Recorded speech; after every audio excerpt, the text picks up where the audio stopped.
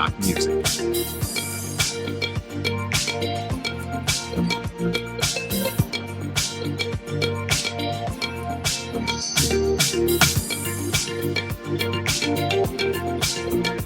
Shutterstock Music.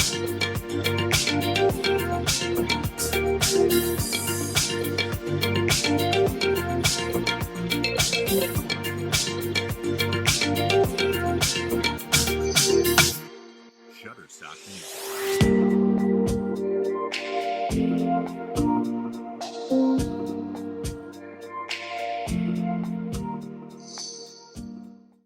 Je suis aujourd'hui avec Olivier Rowe, alias Olive Olive. Comment ça va, Olivier? Bah écoute, ça va bien, ça va bien. Toujours un plaisir d'être dans mon studio. En plus, on a pu dialoguer un peu avec Maître Brouza juste avant. Aujourd'hui, ce sera le face-à-face avec Olive Olive. Alors, on va tout de suite rentrer dans le vif du sujet parce qu'on a beaucoup de thèmes à aborder aujourd'hui, Olivier. On a eu du mal à les démarrer d'ailleurs, avec beaucoup de censure encore. Apparemment, les vérités sont pas bonnes à dire. Ah dans notre pays. oui, mais la censure, on vit avec. On essaie de vivre avec, On d'avancer avec. essaye, Mais on oui. essaye. Pas facile. Alors, Olivier, est-ce que tu peux nous parler de la campagne de l'Alliance éco-citoyenne que tu as montée avec Jérémy Clément et Jean-Marc Governatori, c'est ça? Avec Governatori, qui, ouais, tu me tout à disais fait. avant l'émission. Alors en fait, on a monté à trois, pas forcément à trois, parce que derrière tout ça, il y a toujours les petites mains qui travaillent, et il y a des centaines de personnes qui sont en action aujourd'hui, ne serait-ce que pour les relevés des mails, ou toutes les équipes techniques qui sont sur le site internet et ce qui va avec. Nous, notre but, c'est d'essayer de concentrer et de rassembler tous ces partis citoyens pour créer la plus grosse force citoyenne de France. Et puis je pense qu'on va arriver à faire les choses comme ça. Si tout le monde travaille en bonne intelligence, je pense qu'on y arrivera. Alors, mais quel est ton rôle, toi, au sein de ce parti, c'est ça? C'est pas vraiment un parti aujourd'hui, hein, c'est un collectif, on va dire, un D'accord. collectif rassembleur. Et je pense qu'on en avait besoin aujourd'hui dans notre pays. Moi, mon rôle, c'est toujours le même. En fait, je vais pas le changer. Moi, je vais continuer de faire ce que je sais faire. C'est d'essayer de rassembler un maximum de monde, d'arriver à amener, je te le dis, hein, vraiment une politique citoyenne aujourd'hui dans notre pays, qu'on arrive à voir émerger un candidat et qu'on arrive à faire avancer tout ça tous ensemble. Je pense que c'est en bon chemin. Il y a un vrai maillage territorial qui est en train de se faire avec des gens partout sur le territoire. Et je pense qu'on a vraiment besoin de ça. Et il y a vraiment une attente. Aujourd'hui, il y a 60% de personnes qui prennent plus le chemin des urnes, puisque 40 ans de politique actuelle où on a fait que de leur mentir avec des fausses promesses. Je crois qu'ils sont en attente d'autre chose. Et vous proposez quoi au sein de ce programme? Vous avez un programme? Pas vraiment un programme, en fait, ce qu'on essaye. Alors, il y a eu le vrai débat. Où on s'est appuyé un petit peu dessus quand même pour reprendre les grandes lignes. Ça, c'est les grandes lignes des citoyens, mais c'est surtout un regroupement de toutes les meilleures idées de tous ces collectifs citoyens. Le but, c'est que on arrive à récupérer toutes les meilleures idées, qu'on les mette en top liste. Forcément, il va falloir que les personnes mettent un petit peu d'eau dans leur vin pour essayer d'accoupler tout ça, mais ça serait quand même intéressant parce que je pense que si tout le monde fonctionne tout seul, on n'y arrivera pas. Et oui, et pour ceux qui viennent d'arriver, parce que je vois que ça ne fait que augmenter, il y a de plus en plus de monde sur le live. Et bah Olivier. tant mieux. Et Voilà. bah salut. Donc voilà, on remercie tous ceux qui viennent d'arriver et je vous annonce une émission assez explosive. Bon, il y a des choses qu'on dit pas en off normalement, mais tout à l'heure il est venu Olivier, il m'a dit tu parles du pass sanitaire quand même. Je lui ai dit t'inquiète pas, tout est prévu déjà. Là on va attendre que les gens arrivent. Et dernière petite question, est-ce que selon toi Olivier, on se dirige vers une nouvelle victoire inéluctable, j'ai envie de dire, du président de la République Emmanuel Macron en ce qui concerne les prochaines présidentielles? Alors toi, tu penses une victoire d'Emmanuel Macron? Oui. Quand on voit le bilan des 5 ans, je vois pas comment il pourrait y avoir une victoire. En fait, il peut avoir une victoire d'Emmanuel Macron si on propose rien d'autre. Pourquoi? Parce que les 60% de non-votants aujourd'hui continueront de pas voter. Et ça, c'est dérangeant puisque c'est laisser le pouvoir à cette petite minorité aujourd'hui. Quand on voit les personnes, même le président actuel, je crois que ça représentait 20 ou 19% de la population actuelle qui avait voté pour lui. Si on propose de rien, oui, c'est possible qu'il y ait une victoire d'Emmanuel Macron. Je le répète, si on arrive à faire qu'on arrive à réunir tous ces partis citoyens et qu'on arrive vraiment à créer quelque chose de concret, je pense qu'on arrivera à changer les choses. D'ailleurs, on aura une grande émission qui aura lieu le 4 janvier en plateau avec tous ces collectifs citoyens, mais aussi des personnalités qui seront sur place. Ils sont là. Ouais, tout à fait. Mais avec des personnes qui seront sur place, et c'est super important qu'on arrive à amener cette visibilité et qu'on essaye de réunir tout le monde pour faire un esprit commun. Ça n'a jamais existé, une force politique citoyenne dans notre pays. Ça n'a jamais existé dans l'histoire de France. À nous de faire voir qu'on est plus intelligent qu'eux, et moi j'en suis persuadé. Olivier, on va passer à la question que tu attendais, que même tout le monde attend, à mon avis, en ce qui concerne le pass sanitaire. Déjà, première question. Bon, tu as dû l'entendre plusieurs fois dans les médias où tu vas aller comme ça, mais est-ce que tu es anti-vax, toi? Ah, pas du tout. D'ailleurs, moi j'ai fait mes vaccins, hein, que ça soit contre le tétanos ou des choses comme ça. Moi je suis pour la liberté vaccinale. Maintenant, on met en alerte quand même sur un nouveau traitement. J'appellerais ça un traitement puisqu'un vaccin. Bon, on m'a habitué depuis ma plus jeune enfance. Un vaccin, tu as une piqûre et puis après tu as un rappel et puis t'es tranquille 10 ans. On est en train de nous expliquer dans l'évolution des choses à travers les médias et les médecins qui passent sur les plateaux télé que bientôt, certainement, on aurait cette piqûre tous les 3 mois. Puisque sinon il y a une baisse d'immunité et ce qui va avec. Donc moi j'appelle ça un traitement. C'est plus un vaccin. À partir du moment que tu prends tous les 3 mois, moi j'appelle ça un traitement. Mais non, je suis pas un anti-vax. Par contre, autour du Covid, forcément, on a plein de voyants qui se mettent au rouge, des voyants d'alerte quand même sur ce qui est en train de se passer aujourd'hui. Sur les gens qui étaient majeurs, je l'ai toujours dit, moi je veux défendre la liberté de chacun. C'est pas ce qui se passe aujourd'hui. Le gouvernement a amené de la contrainte. On rentre dans le vif du sujet avec le pass sanitaire. Le pass sanitaire n'est tout simplement là que pour amener de la contrainte et forcer les gens à se vacciner, malheureusement. D'ailleurs, Emmanuel Macron, dans son discours, l'a très bien exprimé en direct sur TF1, et ça l'a pas trop dérangé. Quand on lui pose la question, allez-vous amener la vaccination obligatoire? Avec son petit sourire de guerre, il arrive quand même à dire, elle est déjà presque obligatoire. Mais il a pas tort. C'est la vérité, c'est ce qu'ils ont fait. Même si on n'a pas voulu porter ces termes et ces mots, aujourd'hui, la vaccination est pratiquement obligatoire parce que toutes ces personnes aujourd'hui qui résistent à tout ça et qui veulent garder leur liberté sur ce vaccin, eh ben ils peuvent plus rien faire. Ou alors c'est des contraintes énormes et c'est ce qu'on vit au quotidien. Et donc, selon toi, ce passeport sanitaire, c'est une atteinte à notre liberté? Ah mais bien sûr que c'est une atteinte aux libertés, puis en plus il est devenu complètement stupide. Moi j'aime bien le dire à toutes les personnes qui nous verront, puis j'espère que ça sera partagé aussi pour aller toucher d'autres personnes. Aujourd'hui, entre quelqu'un qui est vacciné et quelqu'un qui n'est pas vacciné. Quelqu'un qui est vacciné, il peut rentrer dans un théâtre, dans un cinéma, dans un restaurant, n'importe où, sans aucun moyen de contrôle. Il ne fait pas de test, en sachant qu'il peut être porteur du virus et qu'il peut transmettre ce virus. Aujourd'hui, on est bien d'accord là-dessus. Quelqu'un qui n'est pas vacciné, qui rentre dans un restaurant, pour pouvoir entrer dans ce restaurant, il va falloir qu'il fasse un test. On est tous bien d'accord là-dessus. Donc lui, il sait qu'il est négatif. Qui peut contaminer cette personne? Tristement, et je dis bien tristement, quelqu'un qui est vacciné, puisque cette personne qui est vaccinée n'a subi aucun contrôle et peut transmettre le virus. Donc on voit bien que c'est devenu vraiment du grand n'importe quoi. Et je le répète, le pass sanitaire en fait a été mis en place pour amener de la contrainte.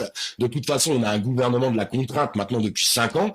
Et on essaye de contraindre les gens pour pousser à la vaccination. Et aujourd'hui, il y a beaucoup de gens qui se sont vaccinés. Alors il y a des gens qui l'ont fait de leur plein gré, il faut savoir les respecter, ces gens-là. Et il y a d'autres personnes qui voulaient pas le faire et qui ont été obligées de le faire, donc soit à cause de la contrainte, ou alors pour garder leur travail et nourrir leur famille et avoir un toit sur la tête.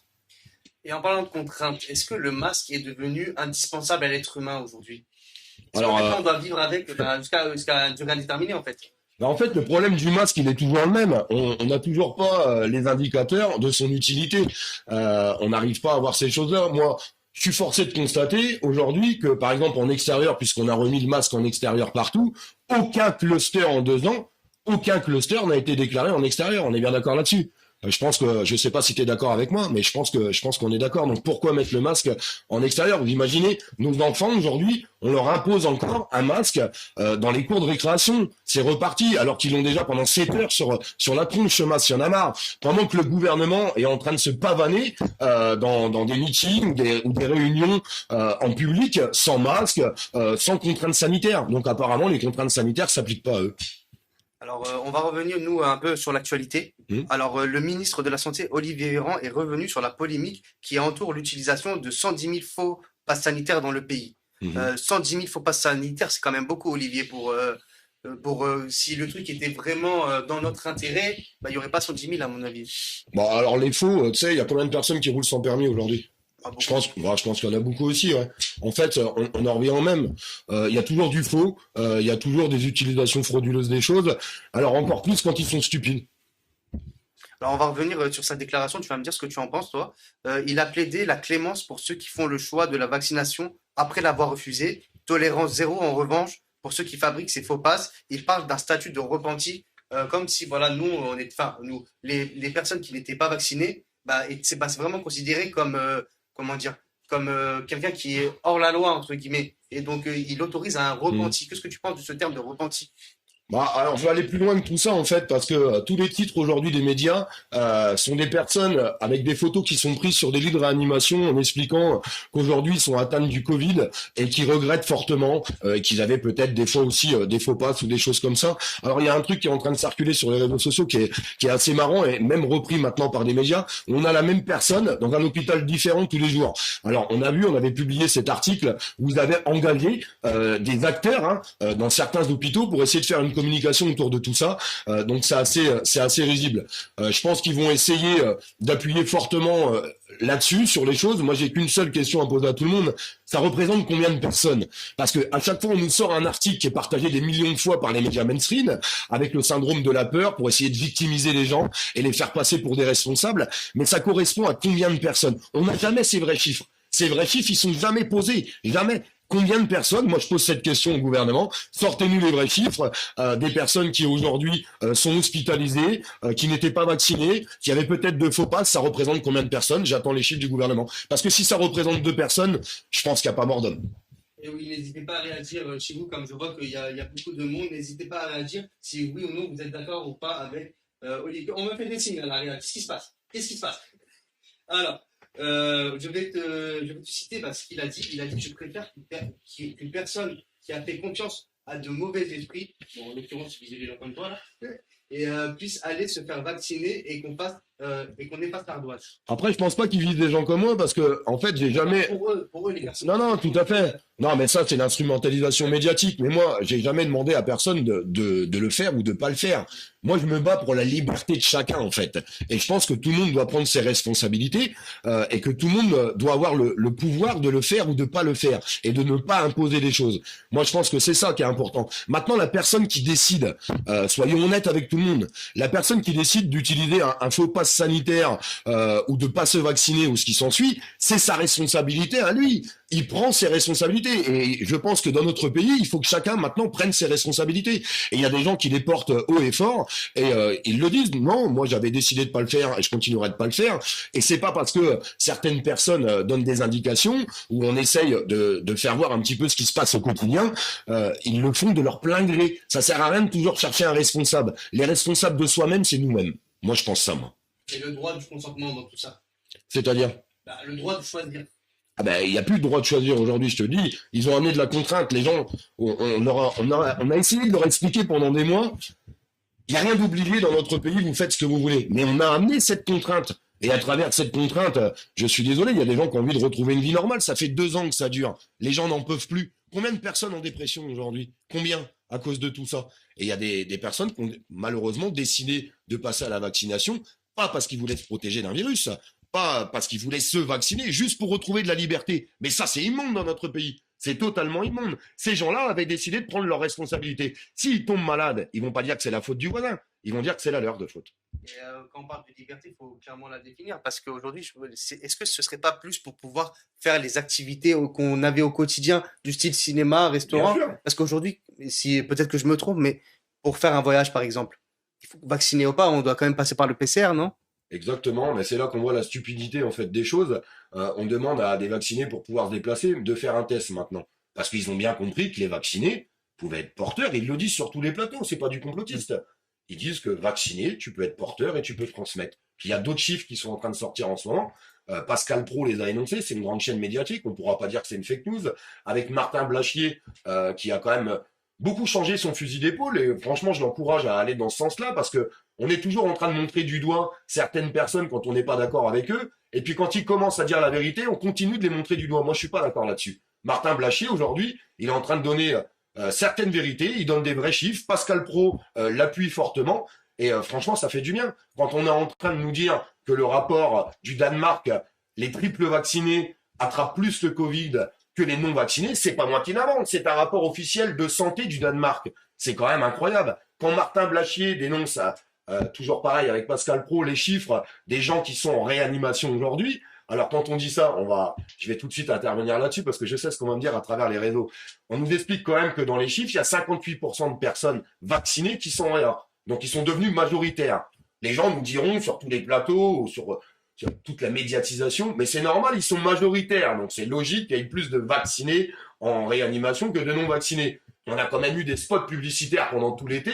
On a incité tout le monde, allez vous vacciner pour pas faire de formes graves, pour être protégé des choses. Est-ce que c'est ce qui se passe aujourd'hui? Non, absolument pas. 70 000 contaminés jour, c'est les chiffres qu'on a en ce moment, avec une couverture vaccinale qui est pratiquement aujourd'hui à 80%. Alors des gens me diront, ah bah oui, mais c'est normal, le vaccin n'est pas efficace à 100%. Ouais, d'accord, ok. Mais il y a un an, il y avait 0% de couverture vaccinale et on n'a jamais connu des chiffres de contamination tels qu'aujourd'hui. Où sont les explications? Enfin, aujourd'hui, il suffit juste de regarder, on n'a pas besoin d'être médecin pour comprendre ça. Un peu d'analyse, faut savoir se poser un petit peu, regarder exactement ce qui se passe, et je crois qu'on peut faire le syndrome de la stupidité aujourd'hui gouvernementale.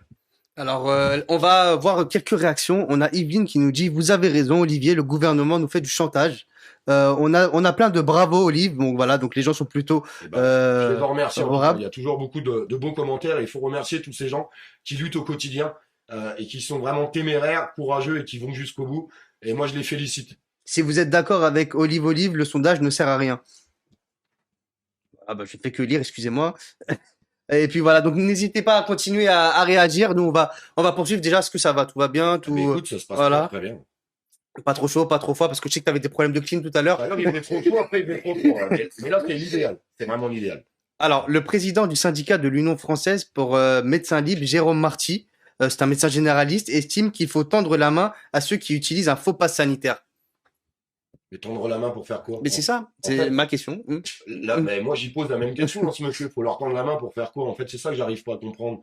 Leur tendre la main, pourquoi? C'est des gens qui estiment aujourd'hui que ce pass sanitaire est ridicule, comme une grande majorité de la population, parce que les mentalités sont en train de changer aujourd'hui.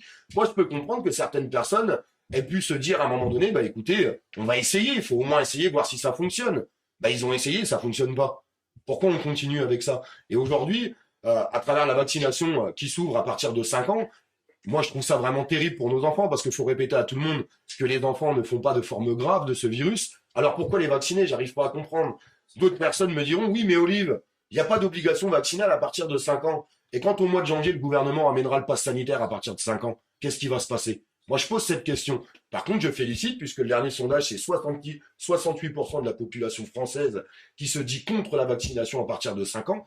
Je félicite tous ces gens-là, mais je leur demande de faire ça dans la durée, parce qu'on a connu ces sondages qui nous disaient qu'une majorité n'était pas d'accord. Mais je pense que pour nos gosses, il faut maintenir et aller jusqu'au bout. Alors, on va relire quelques commentaires. Force et honneur à vous, Olive de la Belgique. Bon, on va te suivre de la Belgique. D'ailleurs, on Voilà. a Dunkerque ce week-end, s'ils veulent nous retrouver. C'est pas très très loin, tous les frontaliers entre la France et la Belgique, on vous attend avec grand plaisir. Alors, on a Rose qui nous dit merci Olive, merci pour nos enfants qu'ils n'y touchent pas. Voilà, donc tu as beaucoup de personnes qui barrent dans ton sens et c'est plutôt rassurant, on va dire. Alors, le 15 janvier prochain, l'ensemble des majeurs français vont être dans l'obligation de faire une 3e dose afin d'actualiser le pass sanitaire.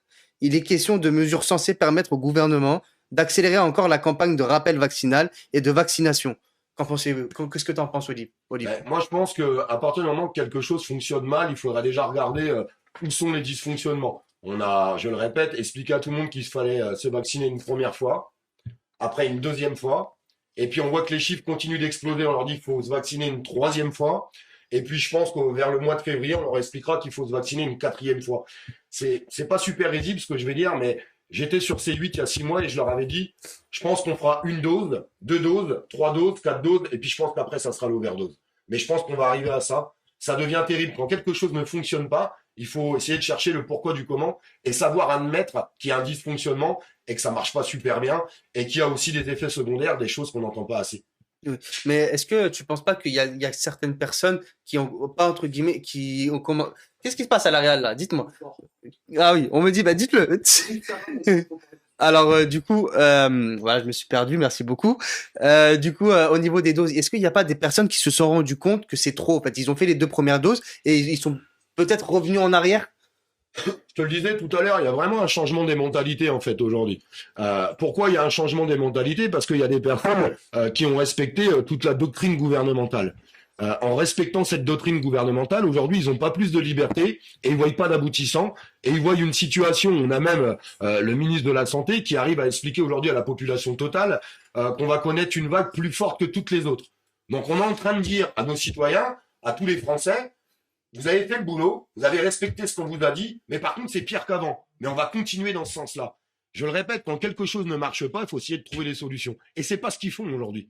C'est absolument pas ce qu'ils font. Je pense qu'il faudrait s'appuyer sur certains pays où ils ont fait autre chose. Ils ont amené cette immunité naturelle en fait des personnes et ils sont bien plus tranquilles que nous aujourd'hui. Et le scénario est beaucoup moins catastrophe. Alors, qu'est-ce que tu penses du fait que c'est toujours les personnes âgées qui sont les premières, entre guillemets, à tester les vaccins? Est-ce qu'on peut parler de sauvetage ou de test là? Alors je sais pas si c'est les personnes âgées qui sont les Parce premières que à eux, tester. la En troisième fait, dose, ça les fait un moment. personnes âgées, ce qui se passe, c'est que comme ils ont un âge avancé, ils ont envie de se protéger. En fait, ça, c'est tout à fait naturel. Quand tu as 70 ou 80 ans, tu sais que tu es un petit peu plus fragile et tu cherches qu'à te protéger. Le problème, c'est qu'aujourd'hui, il faut se poser les vraies questions. Est-ce qu'on a vraiment les analyses aujourd'hui pour nous dire que ça les protège vraiment à 100%, qu'il n'y a pas d'effet secondaire sur les choses, que ça entraîne pas autre chose? Moi, malheureusement, je sais que sur les réseaux sociaux, il faut trier. Il faut pas tout regarder et tout prendre à la lettre. Mais il y a quand même pas mal de témoignages. Moi, quand je vais des témoignages de parents, de pères de famille, et là, on parle pas de personnes âgées, on parle de jeunes, des jeunes qui avaient 13, 14, 15 ans et qui sont décédés à la suite de ça. C'est du factuel, c'est de la réalité. Moi, ça m'inquiète. Pourquoi le gouvernement n'en parle pas? Pourquoi on n'a pas un rapport officiel sur les effets secondaires, sur les personnes qui ont été touchées avec des effets secondaires? Parce qu'aujourd'hui, le gouvernement admet qu'il peut avoir quelques effets secondaires. Ça, c'est ce qu'ils disent. Aujourd'hui, la liste s'est élargie parce qu'on parlait de 10, le gouvernement et Santé publique France vient de l'ouvrir à 50. Pourquoi on n'a pas ces chiffres-là? Non, on n'a que les chiffres de la peur, en fait, à la télé. Il n'y a que ça qui les intéresse. Alors, tout à l'heure, on parlait des enfants. Ouais. La vaccination a été ouverte aux 5 à 11 ans atteints de comorbidité mercredi dernier. Alors, 5-11 ans. alors, c'est bien pire que ça, en fait. Premièrement, la vaccination a été ouverte pour les 5-11 ans pour, comme tu disais, pour des enfants qui seraient fragiles. Ouais, voilà, c'est ça. C'est ce qu'ils disaient eux.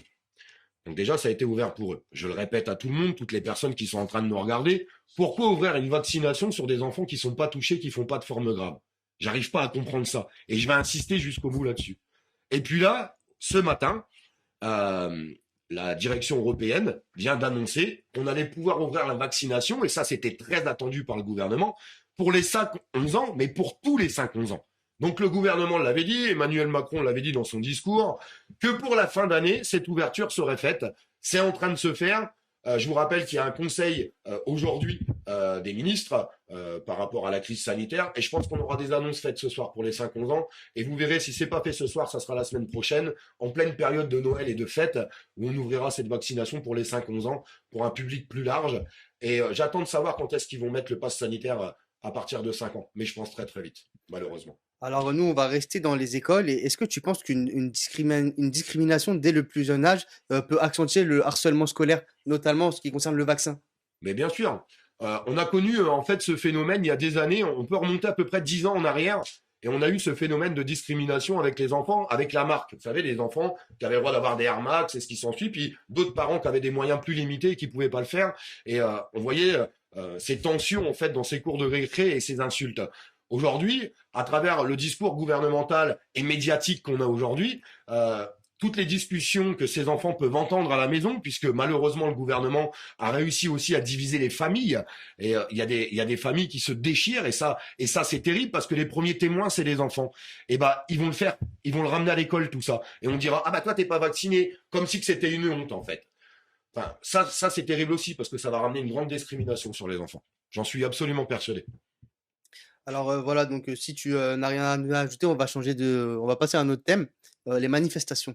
On va parler des manifestations. Et bon, moi j'ai eu vent du fait que quand on parle de son engagement dans la cause, bah, c'était quelque chose qui te tenait vraiment à cœur Bien et sûr. que tu étais très ému par rapport à ça.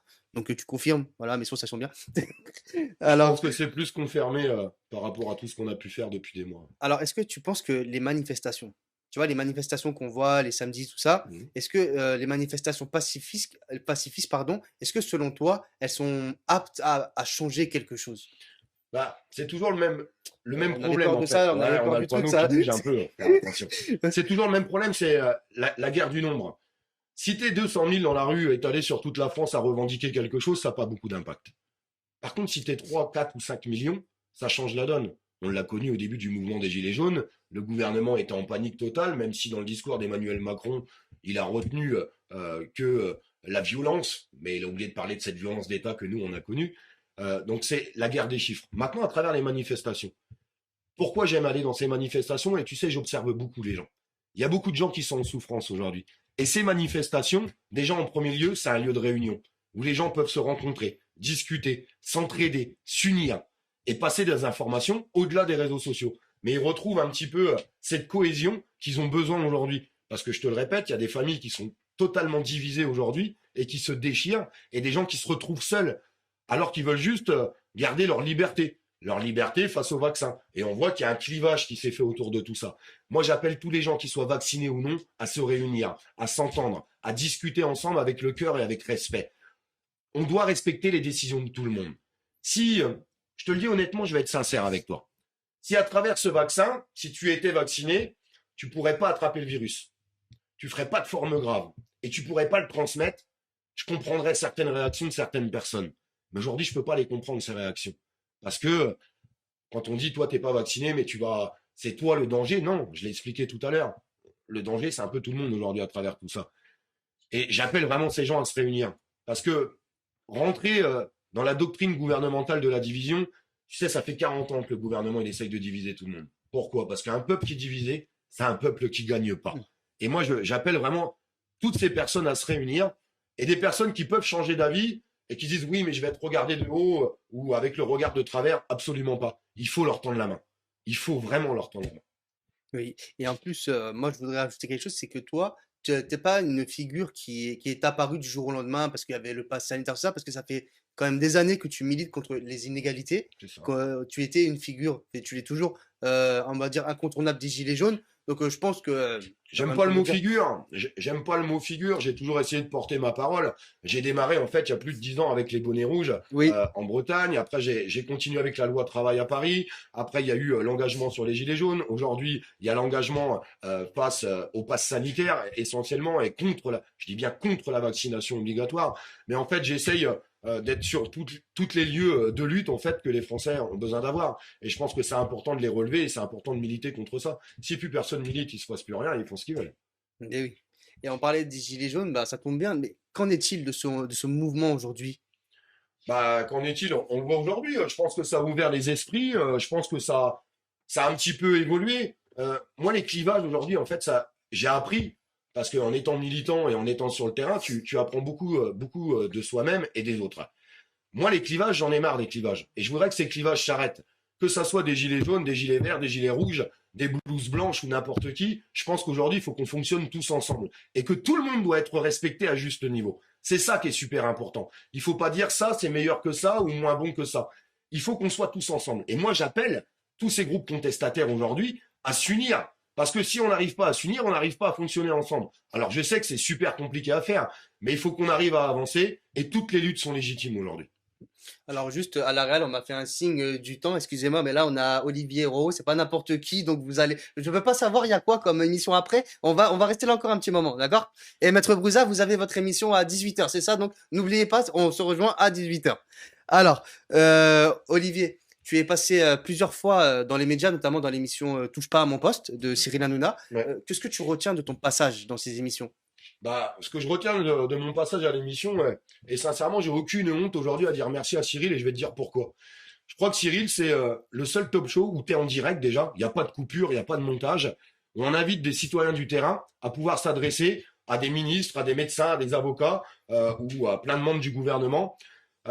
Beaucoup de gens me diront, ouais, mais t'as vu, Olive, les gens sur le plateau, ils sont pas forcément très réactifs. Oui, mais il y a 2 millions de personnes derrière. Et c'est à ces personnes-là, moi, que j'ai envie de parler. Et c'est le seul à le faire aujourd'hui. Le seul, enfin, un des seuls. C'est en train de s'ouvrir un petit peu plus. Mais je pense que beaucoup de médias devraient prendre son exemple, de prendre vraiment des gens du peuple, du terrain, et qui puissent réagir en direct. Je dis bien en direct parce que moi, les montages et les coupures, c'est pas pour moi. Et bah justement, dans cette émission, tu es souvent en désaccord et il y a souvent des clashs entre toi et Magali Berda. Est-ce que tu peux revenir sur ces clashs? Alors, c'est pas souvent des clashs avec Magali Verda, hein. Magali Verda, en fait, a fait partie des intervenants qui ont pu passer sur le plateau. Mais on a eu une ministre du Transport, ça a été la même, ou plein d'autres après derrière. De toute façon, soyons honnêtes et soyons clairs. Quand Cyril m'invite et qu'il me met quelqu'un en face de moi, c'est pas pour qu'on soit d'accord ensemble. Oui. On est en désaccord et c'est ce qui fait le débat. Le but, il est là. c'est d'avoir du débat. Donc il y a eu Magali, mais pas que. Là, c'était sur la télé-réalité, mais il y a eu plein d'autres sujets. J'ai eu le ministre du Transport, où c'était encore très intéressant comme émission, mais il y en a plein d'autres comme ça. Le but, c'est d'aller s'adresser à des personnes à qui d'habitude on peut pas parler. Et ton point de vue en globalité, ton point de vue général sur les médias. Oula, alors là, c'est une question compliquée. Mon point de vue général sur les médias, je pense qu'il y a des choses qui sont en train de changer. Ça a été très très long à venir. Malheureusement, aujourd'hui, c'est pas tous les médias. Il y a beaucoup de médias. Je vais pas citer de nom ici parce qu'on n'est pas là pour faire la guerre de qui ou quand.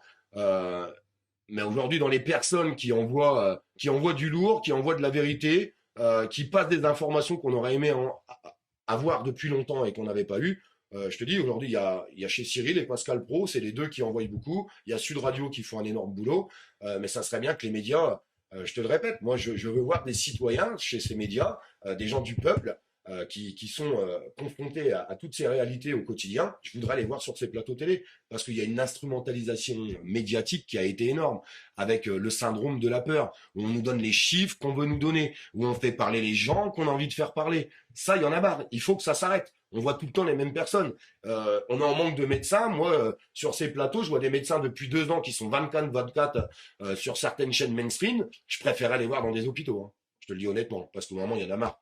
Il y en a marre. Il faut entendre un petit peu tout le monde. La parole ne peut pas se résumer à une seule personne. C'est pas possible. Enfin, en tout cas, moi, c'est ce que je pense. Alors nous, avant de passer à notre petit jeu, parce qu'on arrive en termes de l'émission, on a juste une question de notre chroniqueuse s'appelle Vanessa et qui est de Nice et qui nous dit si tu peux parler des attaques diffamatoires et parfois insultantes du maire de Nice. Ouais, bah alors, Monsieur Envers, Estrosi, en envers fait, toi-même, pardon. ouais, bien sûr. Monsieur Estrosi, en fait, il a démarré les choses où il y a quelque chose de très surprenant qui s'est passé à Nice. Dans la ville de Nice, au mois de juillet, on était 40 000 dans les rues.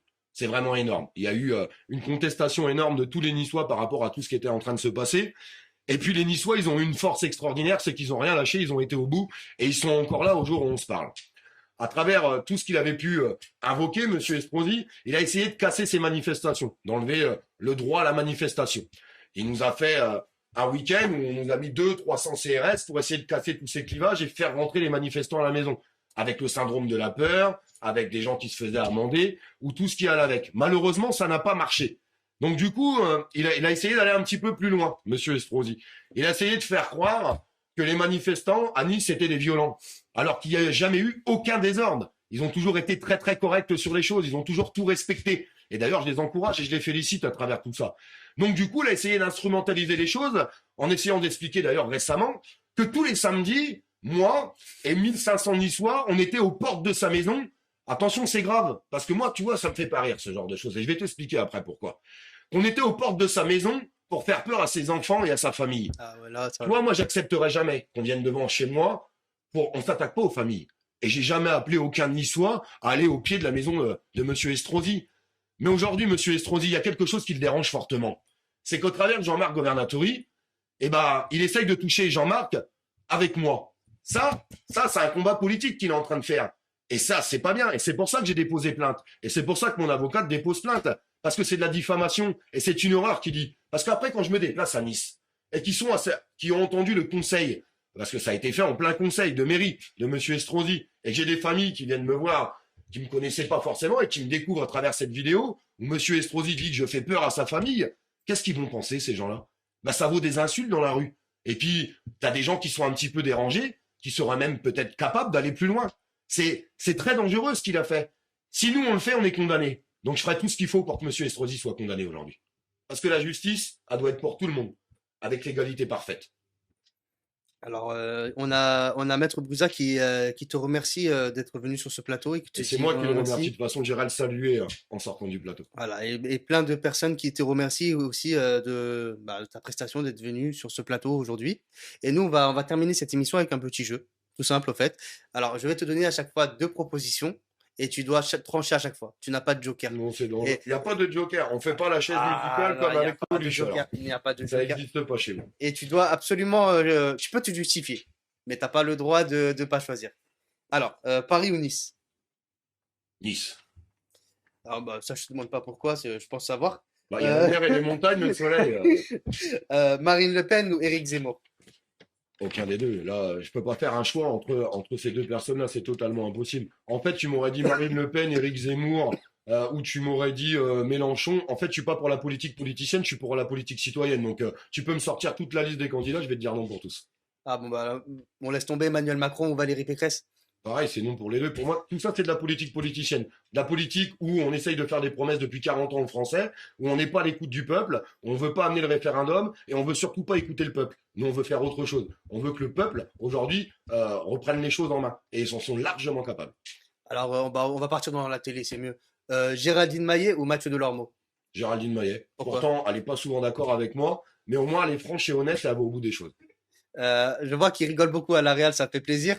Jérôme Rodriguez ou Francis Lalanne? Francis Lalanne, c'est un ami de cœur, Francis. Francis, c'est quelqu'un, quand tu te retrouves avec lui en privé, où il laisse parler son cœur, et je pense que c'est important.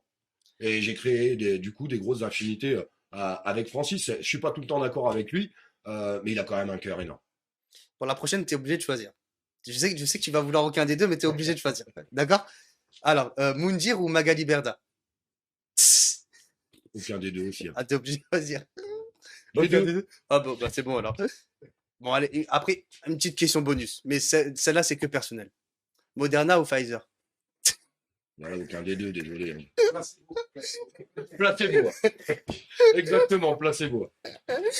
Alors, merci beaucoup d'avoir été sur De ce rien. plateau avec nous, Faut Olivier. essayer de ramener un petit peu d'humour, hein. Faut pas tout prendre à la lettre quand même. Hein. On a besoin de se détendre un peu ensemble, non? Il me Bah oui, semble. évidemment. Ah, de toute façon, je te dis honnêtement, j'ai vraiment adoré l'émission. Oui. En plus, j'aime bien ce genre de format où c'est assez court, mais au moins c'est percutant. Oui. Et tu m'en parlais tout à l'heure, mais avec plaisir, je reviendrai. C'est Je pense qu'il y gentil. aura plein de Bah, questions. juste, est-ce que tu peux t'adresser aux gens parce que je pense qu'il y en a beaucoup qui ont aimé ta prestation et si tu as quelque chose à leur dire, même pour la suite, je t'en prie. Bah, tout ce que je pourrais leur dire, c'est qu'ils restent soudés, qu'ils restent unis. On a vécu quelque chose de très dur et il y a beaucoup de personnes qui souffrent en ce moment. On a la vaccination des enfants qui vient de s'ouvrir, mais il y a aussi les fêtes de Noël qui arrivent. Essayez de prendre quelques jours pour vous, en famille. Essayez de vous réunir et de vous aimer. Et c'est vraiment les paroles du cœur que je suis en train de vous donner aujourd'hui. Et à la rentrée, on va taper fort. Très, très fort. Et on va taper du poing sur la table. Et on les laissera pas faire, ne serait-ce que pour nos enfants. Et puis on va continuer d'avancer sur notre parcours, sur la structuration des choses. On se revoit de toute façon le 4 janvier. On aura une très, très grande émission avec tous les acteurs. Et il y aura aussi des personnalités très connues qui seront sur cette émission. Et je pense que ça sera super important. Et bien sûr, je remercie Maître Brouza, mais je vais aller le remercier de vive voix après, puisque je vais monter dans son bureau. Alors tu disais taper du poing sur la table, pas sur la sienne, s'il te plaît, parce qu'après on va avoir des C'est problèmes. vrai. Je comprends. Alors, merci beaucoup de nous avoir suivis. Je voudrais remercier toutes les personnes qui nous ont suivis, qui ont participé à l'émission. C'était vraiment un plaisir. Vous étiez nombreux et on va refaire plusieurs émissions avec, pourquoi pas, Olivier qui revient avec Bien d'autres sûr. invités. Avec Et plaisir. on vous annonce de belles émissions. Merci beaucoup, Olivier, Merci d'avoir à été toi. là. Merci à Jérémy Clément qui était là. Qui t'a accompagné, qui est un grand monsieur celui-là aussi. Un grand monsieur, j'espère qu'on pourra l'avoir en plateau un de ces moments, un de ces jours. Je commence à perdre mes mots, c'est la Mais fin de l'émission, mais excusez-moi. j'en suis sûr. Ouais. J'en suis persuadé. Et merci à la régie. Ah oui, il faut savoir que non, il y avait Samia avec son stagiaire. Voilà, il faut savoir qu'il a 14 ans et qu'il fait déjà des prouesses. C'est lui Un qui a, grand bravo. voilà, Un un grand bravo, oui, voilà, on peut l'applaudir. Il a réalisé l'émission à 14 ans. On se retrouve très prochainement pour une nouvelle émission. Bonne soirée à tous.